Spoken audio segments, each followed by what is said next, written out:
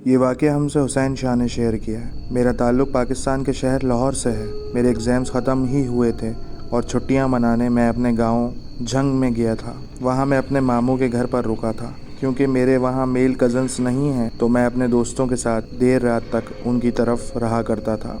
एक रात मैं लेट हो गया। तकरीबन रात के 12:30 का वक्त था और हर तरफ सन्नाटा था। बताता चलूं कि मेरे गांव में हर चीज़ रात के 9 बजे तक बंद हो जाती है। तो मैं घर आया और दरवाज़ा नॉक किया।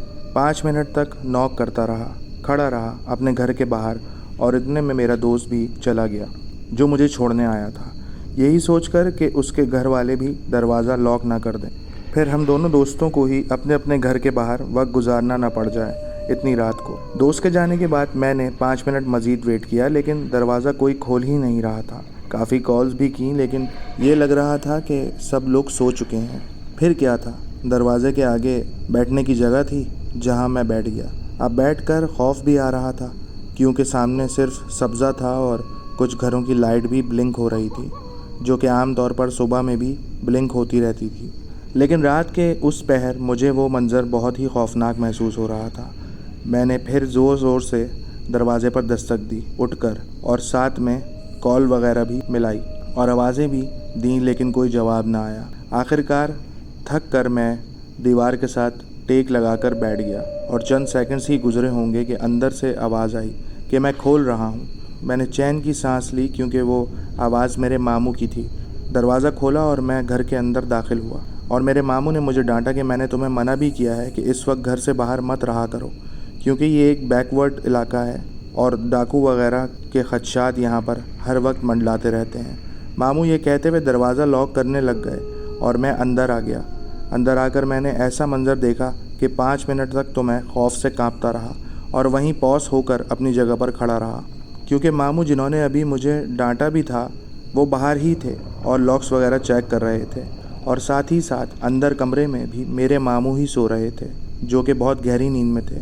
ये देखकर मैंने अल्लाह का कलाम पढ़ना शुरू कर दिया, क्योंकि उस वक्त मुझे हकीकत और गैर हकीकत में कुछ फ़र्क मालूम नहीं हो रहा था। किसी न किसी तरह मैं इन सब चीज़ों को सोचते हुए सो गया उस रात को। सुबह जब उठा तो मामू से मैंने पूछा कि क्या आप गेट खोलने के लिए आए थे?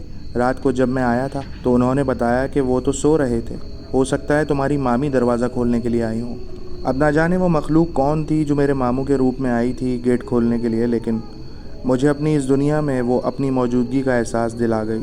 यकीन तो पहले भी नहीं था, क्योंकि हम मुसलमान हैं और इस बात पर हमारा ईमान भी है कि जिन हमारे दरमियान मौजूद हैं। पर खैर, इसके अलावा और भी कई वाक़यात हैं जो मैं फिर कभी आपके यूट्यूब चैनल आरजे वोटिक्स पर शेयर करूँगा।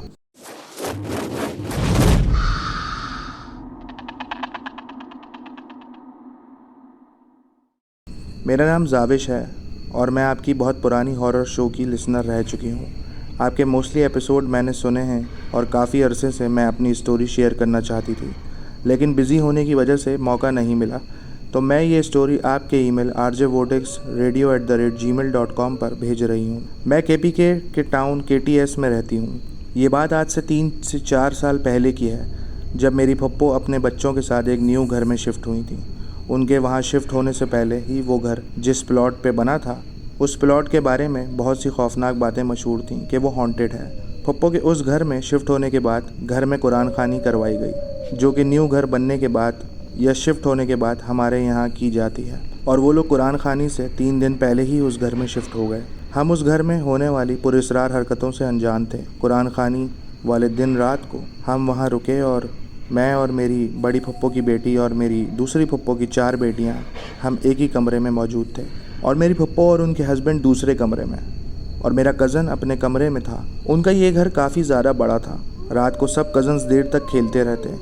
जैसे ही 12 बजे मेरी एक कज़न ईमान सबको सोने के लिए कहने लगी, जो कि काफ़ी अजीब था, क्योंकि इससे पहले तो ईमान का बस नहीं चलता था कि सारी रात खेलते रहें, और फिर अचानक वो हम सबको इस तरह से कह रही है कि सो जाओ, 12 बज गए हैं, और वो भी सबको सोने का। अब इस दौरान मुझे वॉशरूम जाना महसूस हुआ, तो मैं वॉशरूम गई।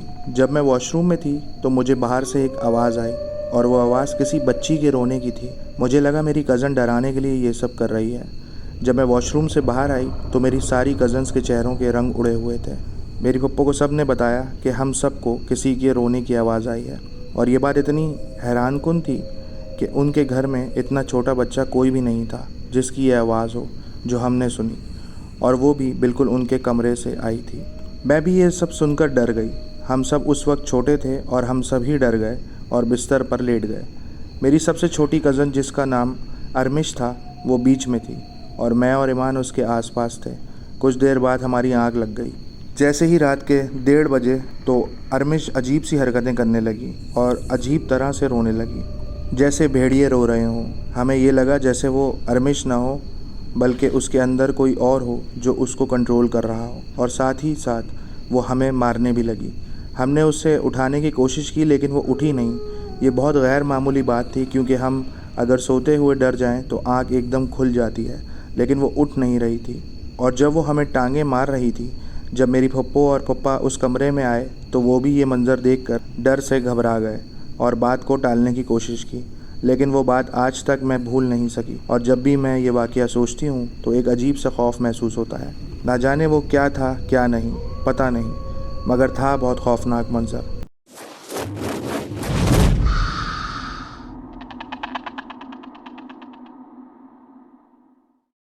ये कहानी हमें शमशेर ख़ान ने भेजी है। मेरा नाम शमशेर ख़ान है और मैं डेरा गाज़ी ख़ान का रिहायशी हूँ। मैं आपको एक वाक़या बताने जा रहा हूँ जो मेरे साथ 8 माह पहले पेश आया है।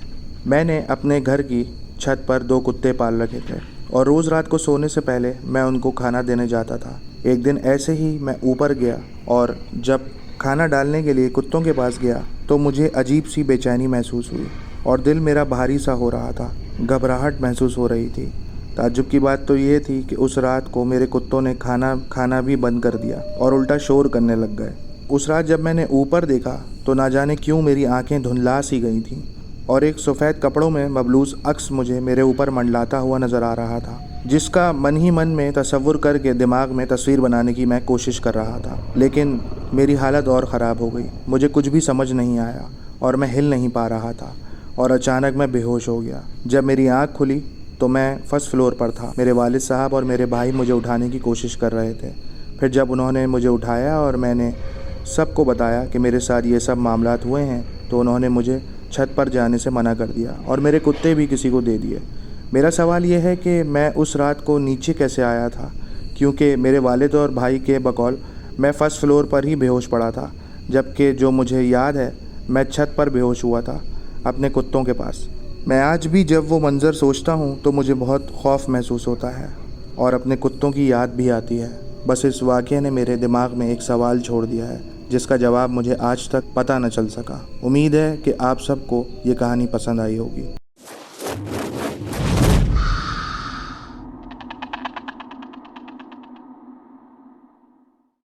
ये स्टोरी हमें तला अज़हर ने भेजी है।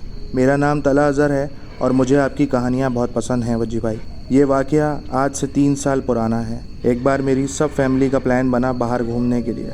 सब गए, उन्होंने मुझे भी अपने साथ घूमने के लिए कहा, लेकिन मेरा दिल नहीं कर रहा था तो मैंने घर में रुकने का ही फ़ैसला किया। अब हुआ यूँ था कि सब घर वाले चले गए थे उस रात और सबको गए हुए भी तकरीबन 45 मिनट से ज़्यादा का वक्त हो चुका था। तो मैं घर में अकेला बैठा अपना फ़ोन इस्तेमाल कर रहा था। अब फ़ोन भी मैं आखिर कितना इस्तेमाल कर सकता था। आखिरकार मैं थक गया तो मैंने सोचा क्यों ना सॉन्ग्स वगैरह सुन लूँ। अब मैं गाने सुन रहा था अपने रूम में ही बैठकर और रूम की लाइट्स ऑफ थीं। हमारे बेडरूम के अंदर 2 चेयर्स पड़ी हैं जो कि एक कोने पर रखी हुई थीं और दरवाजे के बिल्कुल साथ थीं। मैं उन चेयर्स पर बैठकर गाने सुन रहा था कि अचानक मेरी नज़र मेरे बेड पर पड़ी। वहाँ पर जब मैंने देखा तो मुझे ऐसा लगा कि एक काला साया है और वो भी एक औरत की शक्ल में, जो मेरे बेड पर बैठी है और मुझे देख रही है। जब मेरी नज़र उस पर पड़ी तो मैंने कुछ पढ़ने या बात करने के बजाय वहाँ से भाग जाना बेहतर समझा। मैं कमरे से बाहर निकल गया और मैंने अंदर की तरफ देखा भी नहीं पलट के। ये बात जब मेरे घर वाले वापस आए तो मैंने उनको बताई तो अव्वल तो उन्होंने इसको मजाक समझा। फिर इस वाक़े के कुछ दिनों बाद मेरे वालिद साहब रात के 3 बजे घर का यूपीएस बंद करने के लिए ऊपर गए तो हमारा यूपीएस जो कि ऊपर वाले कमरे में है उसके अंदर कोई प्रॉब्लम आ गई थी। जब उसे ठीक करवाया था तो वो ऑटोमेटिकली ख़ुद बंद नहीं होता था, उसे मैनुअली जाकर ऑफ़ करना पड़ता था। तो उस रात वो 3 बजे यूपीएस बंद करने गए। यूपीएस स्टोर रूम के साथ था। अब होता क्या है कि यूपीएस के साथ एक कुर्सी पड़ी होती है जो इस्तेमाल करके यूपीएस को ऑफ़ किया जाता है, क्योंकि वो एक हाइट पर लगा हुआ है। अब जब वालिद साहब सीढ़ियाँ चढ़कर ऊपर जाते हैं तो देखते हैं कि कुर्सी वहाँ पर मौजूद नहीं है। अब पहले तो उन्होंने इस चीज़ को इग्नोर किया कि हो सकता है कि किसी ने उठाकर कुर्सी बाहर रख दी हो, जबकि वो कुर्सी हमेशा से वहीं पर रखी रहती है। वालिद साहब स्टोर रूम में जाकर जब दूसरी कुर्सी लेकर वापस आए तो उन्होंने देखा कि वो कुर्सी जो वहाँ पर हमेशा से रखी होती है वो कुर्सी वहीं मौजूद है। अब उन्हें समझ में नहीं आया कि ये उनका इत्तेफाक था या उनका वहम था या क्या था, लेकिन कुछ देर पहले तो वो कुर्सी वहाँ पर मौजूद नहीं थी। ये मंज़र देखकर उनको बहुत अजीब महसूस हुआ और उन्होंने घर वालों से भी इस मामले को लेकर शेयर किया और बिल्कुल मेरी ही तरह किसी ने उनकी बात का यकीन नहीं किया। तो ये थी आज की हमारी 4 हॉरर स्टोरीज़। अगर आप लोगों के पास भी ऐसी कोई स्टोरीज़ मौजूद हैं तो हमारे डिस्क्रिप्शन में दिए हुए ईमेल या व्हाट्सएप पर अपनी ऑडियो टेप्स या रिकॉर्डिंग्स या फिर टाइपिंग्स हमें लिख कर भेजें, ताकि हम आपकी स्टोरीज़ आपके नाम के साथ ज़्यादा से ज़्यादा शेयर कर सकें। अगर आप सबको ये कहानियाँ पसंद आई हैं तो चैनल को लाइक और सब्सक्राइब करना ना भूलें और अपने दोस्तों के साथ भी शेयर करें, ताकि उनको हमारे चैनल का पता चले और वो भी अपनी कहानी हमसे शेयर करें। अल्लाह पाक आप तमाम लोगों को सेहत दे और खुश रखे। आमीन।